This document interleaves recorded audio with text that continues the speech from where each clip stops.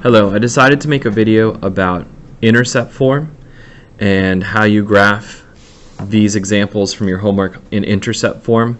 These are the steps I'm going to follow. Remember, we love intercept form because it tells us the x-intercepts, or the locations on the graph where your graph crosses the x-axis. It might hit it in two spots, like the first example hits it in two spots, but that's the very first thing we're going to find. It's in factored form. Here I have a factor of x plus 2, I have a factor of x minus 4, and I have a factor of negative 1, a GCF that factored out. Let's first find the x-intercepts. The x-intercepts always has a y-coordinate of 0. That's what makes it stick to the x-axis. If the y-coordinate is 0, that means I could take each of these three factors, set it equal to 0, and solve it. Because if any of the factors equals 0, then the product equals 0. The very first factor was negative 1. It itself can never equal 0. So anytime you have a number that's factored out, the value of a, you don't even need to set it equal to 0. These other two factors, set them equal to 0 and solve them. The first one, x equals 4 and x equals negative 2. These themselves are not the x-intercepts, but the points 4, 0, negative 2, 0. These are the x-intercepts. You can go ahead and plot those first, 4, 0, negative 2, 0. Now that we know that these are the x-intercepts, halfway in between them is going to be your axis of symmetry. So you can count the boxes, 1, 2, 3, 4, 5, 6. 6 boxes between them, that means 3 boxes is this axis of symmetry, which looks like x equals 1. Just doing this on the graph, it's the same as if I'm doing the following. Add 4 to negative 2 and divide it by 2. 2 divided by 2 is 1. That makes the axis of symmetry x equals 1. This also tells me two things. The vertex has an x-coordinate and what number I want to put in the middle of my table. I also know that this parabola opens down, so my vertex is going to be on this line and above the x-axis but not below it. So let's pick other numbers like negative 1 and 0, 2 and 3. To complete the vertex, let's plug the value of x into each of the x's in the equation and evaluate it. Always, when you have the correct axis of symmetry, these two underlined factors will be opposite numbers when you plug this value in. 1 take away 4 is negative 3. 1 plus 2 is positive 3. Do you notice how they're opposites, negative 3 and positive 3? So what we're going to do is we're going to multiply and find the value of y. Don't forget to multiply by the number on the outside. The opposite of negative 3 times 3 makes positive 9. So the vertex is positive 1, positive 9. It's all the way up at the top. Okay, what to do next? What to do next is, let's plug in either 0 or 2 into your formula and evaluate it. What I'll do is I'll make a little table that's a little different. Here's my x and here's my y equals the opposite of x minus 4 times x plus 2. If I plug in, we'll start with 0. Then y equals the opposite of 0 minus 4 times 0 plus 2. So the opposite of negative 4 is 4, and 4 times 2 makes 8. I'm able to put the 8 in both places because our parabola has symmetry. Let's plug in either negative 1 or positive 3. It does not matter to me. So let's put in positive 3 and see where that gets us. Y equals the opposite of 3 minus 4 times 3 plus 2. So here we have a 5, a negative 1, and also a negative 1. Negative 1 times negative 1 is 1, and 1 times 5 makes 5. So negative 1, 1, 2, 3, 4, 5, and then its reflection point 2 boxes away from the axis on the other side. So we have a pattern here that's regular in size compared to the parent. It's just flipped upside down.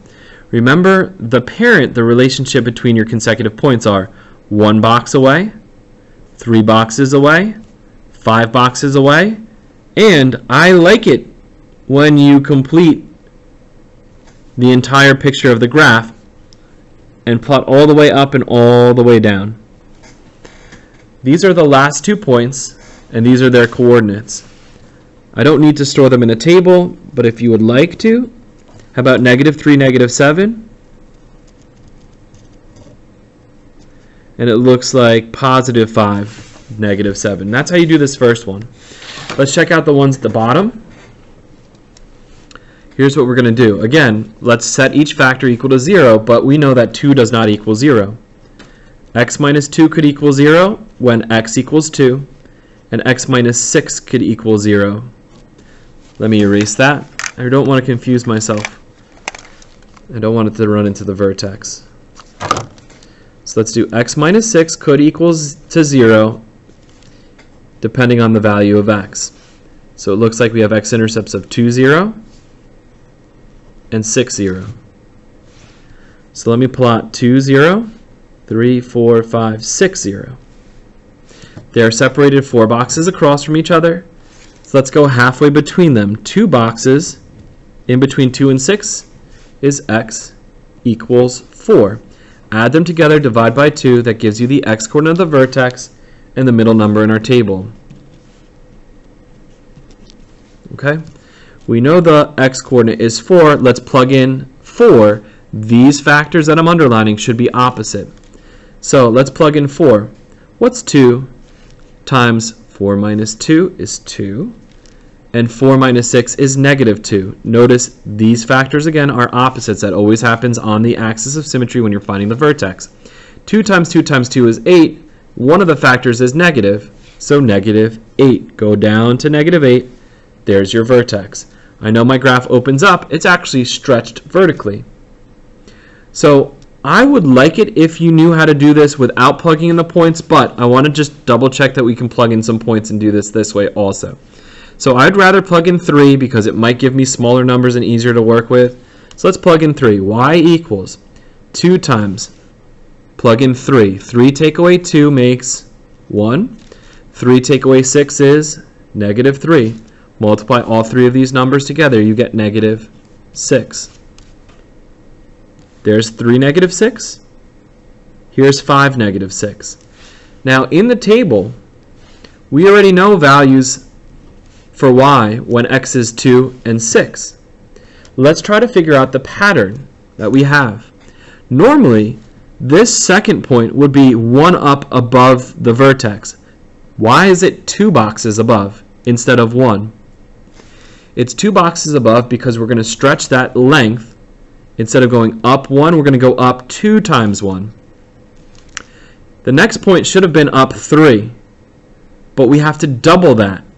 So from the next point, we're going to go up not 3, 1, 2, 3, but we're going to go up 3 times 2. We're not going back to the vertex and going up 6. We're going from the point that we just previously were on. So you're not going like up 2 from the bottom, then up 6 from the bottom. You're doing it from point to point, from one point to the next point. If I go back to what we maybe discussed in class, the change of your parent graph, it didn't go up 1 and then 3, 5, and 7 for the y-coordinates. It was 0, 1, 4, 9, that the changes of those y-coordinates go up 1, 3, 5, 7. So I'm not going back to the vertex every time for a total of 3, a total of 5. I'm going from my previous output. What that looks like is from the first point, then you're going to go up 3 twice. Then you're going to go up 5 twice. So I'm going to go up 5, 1, 2, 3, 4, 5, 1, 2, 3, 4, 5. And that finishes our graph. Reflect this over the axis of symmetry. That gets you to the top of the graph. Carefully. We're going to connect our points. And there's our parabola. Let's do last one. Set each factor equal to 0. X plus 1 could equal 0 depending on the value of x, and x minus 5 could equal 0 depending on the value of x.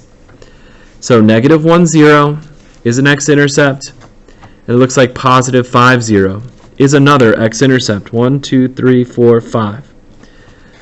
They are located how far apart? Looks like they're located 6 boxes apart. So 3 boxes away from each of them is the axis of symmetry, or x equals 2. My vertex has an x-coordinate of 2. Let's plug in and find the y-coordinate. What's negative a half of 2 plus 1 makes 3, and 2 minus 5 makes negative 3? I know it's correct because these are opposites. 9 and a half of 9 is 4.5. A negative times a negative is a positive. Let's go up to 4.5. 1, 2, 3, 4. 4 and a half. Halfway in between. I'm also just noticing that it's opening down, and that's because our leading coefficient is negative. Okay? Next, which would you rather plug in, a 1 or a 3? It's up to you. The decision is yours. I'm going to use the 1. What's 1 plus 1? That looks like a 2. What's 1 minus 5? That looks like a negative 4. So now these are not opposites. 2 and negative 4, although they have opposite signs, are not opposite numbers. That only happens when you have the vertex. This one. Okay, half of 2 makes 1, and 1 times 4 is 4. A negative times a negative is a positive, so it looks like positive 4. So if I have a point at 1, 4, then I reflect it over the line and have a point at 3, 4. I think, plug in 0. 0 is a nice friendly number to substitute. 0 plus 1 is 1. 0 minus 5 is negative 5. A negative times a negative is a positive. Half of 5 is 2.5.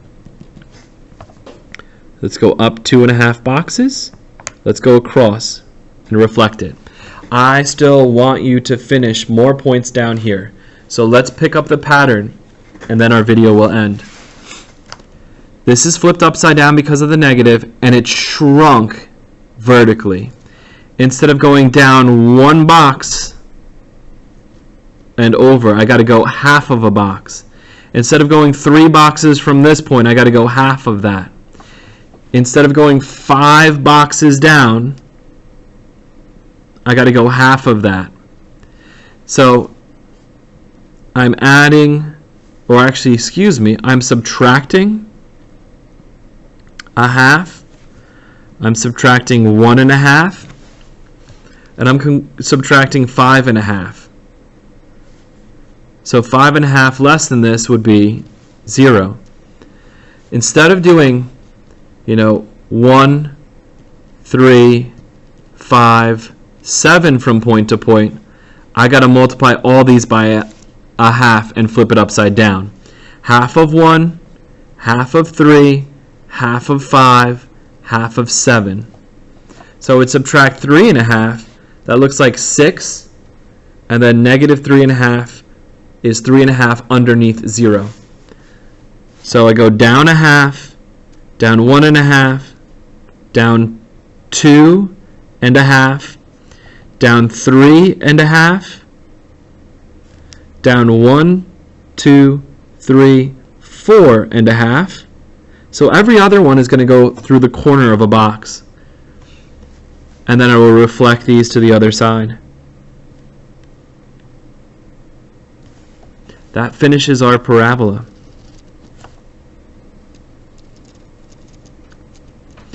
Alright, I hope this helps a little bit. If you still have any questions, please let me know.